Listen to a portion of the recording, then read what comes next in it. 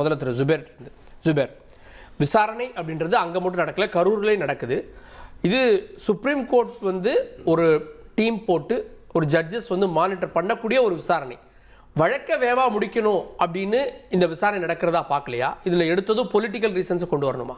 இல்லை, political reasons இருக்கிறதுக்கான சந்தேகம் இருக்குது. ஏன்னா சென்னையிலும் சிபிஐ ஆஃபீஸ் இருக்குது, அங்கே விசாரிச்சிருக்கலாம்.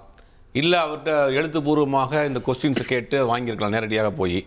டெல்லிக்கு வரவழைத்து அங்கே விசாரணை நடத்தியிருக்கிறாங்க. இன்றைக்கி விசாரணையுமே 3:30 மணி 4 மணியோட முடிஞ்சிருச்சு. 2 மணி நேரத்துக்கு மேலே அங்கே சிபிஐ ஆஃபீஸில் இருக்க வச்சிருக்கப்பட்டிருக்காரு. அதுக்கு பிறகு 7 மணிக்கு தான் வெளியில் போயிருக்கிறாரு.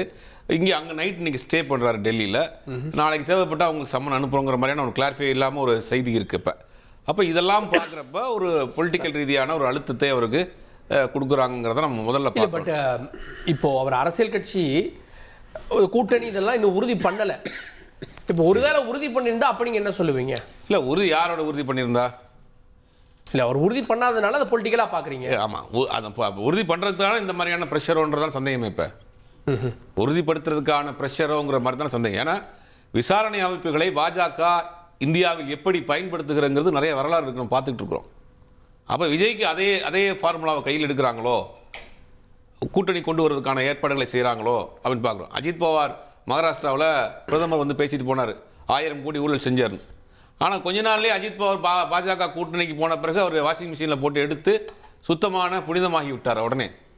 இப்போ விஜய்க்கு இந்த வழக்கை காரணம் காட்டி நெருக்கடியை கொடுத்து உள்ளே கொண்டு வர முயற்சி பண்ணுறாங்களான்னு தெரியல. பட் அப்படி கொண்டு வந்தால் அதுவும் ஒரு டேஞ்சராக தான் இருக்கும். எனக்கு தெரிஞ்சு 99% அப்படி வரதுக்கான வாய்ப்பு இல்லை. ஓப்பனாகலாம் அப்படி ஒரு கூட்டணியை மிரட்டி என்ன மாதிரியான டிமாண்டாக இருக்கும்? இப்போ இல்லை, டிமாண்ட் என்ன, கூட்டணின்னு போயிட்டாங்கன்னா, ஒருவேளை கூட்டணின்னு போயிட்டா கொள்கையோட போயிட்டு என்னப்பா அப்படின்னு முதல் எலெக்ஷன்லேயே அவங்களுக்கு நெகட்டிவாக போக வாய்ப்பு இருக்குது. அந்த ரிஸ்க் விஜய் எடுக்க மாட்டார், பாஜக எடுக்காது. அப்போ இவருக்கு என்ன, தன் கை மீறி போயிடக்கூடாது. விஜய் வந்து புலிவாலை பிடித்த கதையாக தான் இருக்காரு. தன் கை மீறி விஜய் போயிடக்கூடாது. இது விசாரணையெல்லாம் முடிஞ்சிடும். இப்போ விசாரணை முடிஞ்சு ஃபைனலாக வந்து சார்ஜ் ஷீட்லாம் போட்டு, ஆனால் வந்து தீர்ப்பு வராது. தன்னுடைய கட்டுப்பாட்டில் இவரை கையில் எடுக்கணும். தன்னுடைய கட்டுப்பாட்டை மீறி போயிடக்கூடாது. நான் சொல்றதை செய்யுங்க, நான் சொல்ற கேண்டிடேட்டை போடுங்க, திமுக கூட்டணியிலிருந்து காங்கிரஸ் கழிட்டு வாங்க, இதெல்லாம் உங்களுக்கு கொடுக்கக்கூடிய அசைன்மெண்ட், உங்களுக்கு கொடுக்கக்கூடிய டாஸ்க். அப்போ இதெல்லாம் சிபிஐ ஆஃபீஸில் உட்காந்து இதெல்லாம் பேசியிருப்பாங்க. இன்னைக்கு நைட்டு தங்க போறாரு விஜய். நேற்று போற பிளான்லேயே இன்னைக்கு நைட் அங்கே ஸ்டே பண்ணுறதா சொல்லிட்டு போறாங்க. என்ன பிளான் அது? நைட்டு 11 மணிக்கு யாரும் போறாரு? ஒருத்தர் உளவியல் ரீதியாக பாருங்க, காலையிலேருந்து டிராவல் பண்ணியிருக்காரு.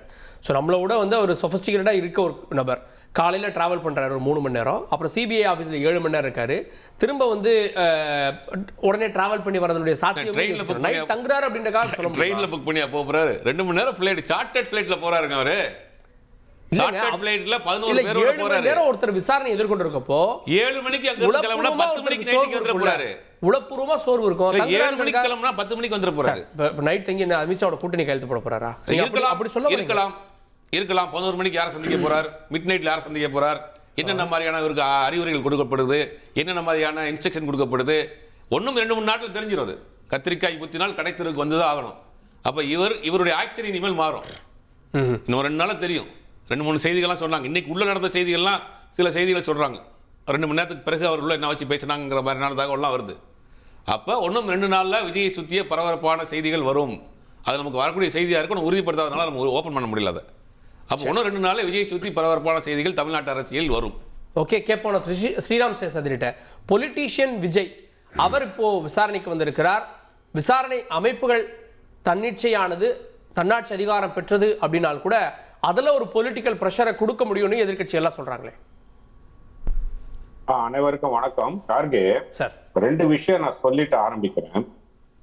ஜுபேர் அவர்கள் பேசும்போது அஜித் பவாரை பத்தி சொன்னார். அதே கமெண்ட் அவர் வந்து செந்தில் பாலாஜி பத்தி சொல்லுவாருன்னு எதிர்பார்க்கிறேன். நான் அஜித் பவார் அதுவும் வந்து அரசியல் கட்சிகள் தான் செய்தது, திமுக செந்தில் பாலாஜி கிட்ட நடந்தது அரசியல் கட்சிகள் தான் செய்தது. 2த்தையும் ஒரே சமநிலையில தான் வச்சு பார்ப்பேன். ப்ராபப்ளி சுபேரால் அது பண்ணுவாருன்னு நான் நினைக்கல. ப்ராபப்ளி அடுத்த ரவுண்ட்ல வரும்போது அவர் சொல்லுவார், செந்தில் பாலாஜி வந்து ஊழல் குற்றச்சாட்டுக்கு ஆளானவர் அப்படின்னு சொல்லிட்டு தேர்தல் பிரச்சாரத்துல சொல்லி திமுக வந்த உடனே அவர் வந்து ஒயிட் வாஷ் பண்ணி எல்லாம் லாண்டர் பண்ணி வந்துட்டாரு அப்படின்னு சொல்லுவாருன்னு எதிர்பார்க்கிறேன்.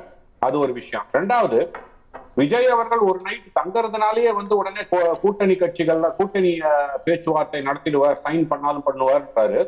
என்னுடைய பொறுத்த வரைக்கும் இன்றைக்கு இது விசாரணை முடிவடையவில்லை, நாளைக்கு இருக்கணும் அப்படின்னு சொன்னாங்கன்னா என்ன பண்ணுவாங்க? சோ முடிஞ்ச உடனே வந்து 8 மணிக்கு உடனே பிளைட் புக் பண்ணிட்டு வரணும்னு அவசியம் இல்லை. ஏன்னா கூட்டணியை பத்தி பேச்சுவார்த்தை நடத்தணும்னா இன்னொருத்தர் வாங்க வந்துட்டு போறாரு, இன்னொருத்தர் கிளம்பி வாங்கன்னா வரப்போறாரு. இது இன்னும் சிபிஐனுடைய ஒரு இது மூலமாக அந்த இடத்துல வச்சுதான் பேச வேண்டும் என்ற நிர்பந்தம் கிடையாது. என்னை பொறுத்த வரைக்கும் பாஜக பல வாரங்களுக்கு முன்னாடியே விஜய் கூட்டணிக்கு வர வேண்டும் என்ற நிலையில் இருந்து மாறி வர வேண்டாம் என்ற நிலைக்கு வந்து விட்டார்கள். அவர்கள் வந்து கூட்டணிக்கு வந்தால் பாஜக அதிமுக கூட்டணிக்கு எந்த ஒரு விதமான லாபமும் இல்லை. இல்ல அது ஒரு பக்கம். நீங்க சொன்ன செந்தில் பாலாஜி கேஸ்லயே நீதிமன்றத்துல சொன்னது இடி வழக்கு விசாரணையின் போது நீங்க வந்து பாஜகவுக்கு வந்துட்டா எல்லா வழக்குல இருந்து நீங்க தப்பிச்சிடலாம்னு சொல்றாங்கன்னு கோர்ட்ல ஓபன் கோர்ட்ல ஆர்குமெண்டா வைக்கப்பட்டது. அப்படி இடி அதிகாரிகள் சொல்றாங்க அப்படின்னு. சரி, அது ஏன் விஜய் கேஸ்ல இம்ப்ளிமெண்ட் ஆயிருக்க கூடாது? விஜய் என்ன பேசுறாங்க தெரியாதுல்ல சார். அது சிபிஐ கூட்டுதான் பேசணுன்ற அவசியம் இல்ல. இன்னொரு 1 மாசம் கழிச்சு கூட்டணிக்கு யாரும் வரல, விஜய தட்டி வருவார், என்ன யாராவது கூட்டணி சேர்த்துக்கோங்கன்ட்டு. ஃபர்ஸ்ட் எலெக்ஷன்லயே அவர் வந்து he will not like to face drubbing in the election. இதுதான் யதார்த்த நிலை. இதுதான் வந்து அரசியல் ஆய்வாளர்களுக்கு அனைவருக்கும் தெரிந்த நிலை. காங்கிரஸ் வந்து திமுக கூட்டணி விட்டு வெளியே சென்று விசிகாவுடன் ஜாயின் பண்ணவில்லை என்றால் விஜய் கூட்டணியில யாருமே இருக்க மாட்டாங்க. சரி, விஜயோட போலனா விஜயோட கூட்டணியில யாருமே இருக்க மாட்டாங்க. தன்னந்தனியாக தான் எலெக்ஷனை ஃபேஸ் பண்ண வேண்டிய சிச்சுவேஷன் வரும். அதுதான் யதார்த்த நிலை. என்ன சொல்றாரு?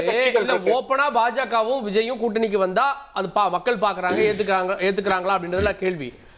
ஆனா நாங்க சொல்ற மாதிரி கேளுங்கன்னு ஒரு அழுத்தம் இருக்காது அப்படின்னு எப்படி நீங்க நினைக்கிறீங்க அப்படின்றார் சார். அந்த அழுத்தம் கொடுக்க வேண்டிய இடத்துல வந்து இந்த கேஸ்னால உங்ககிட்ட இது this is a political case. இதுல வந்து திமுகவுக்கு இருக்கக்கூடிய நிர்பந்தங்கள் தர்ம சங்கடங்கள் எவ்வளவு இருக்கோ அதுக்கு ஈக்குவலண்டா வந்து விஜய்க்கும் இருக்கு.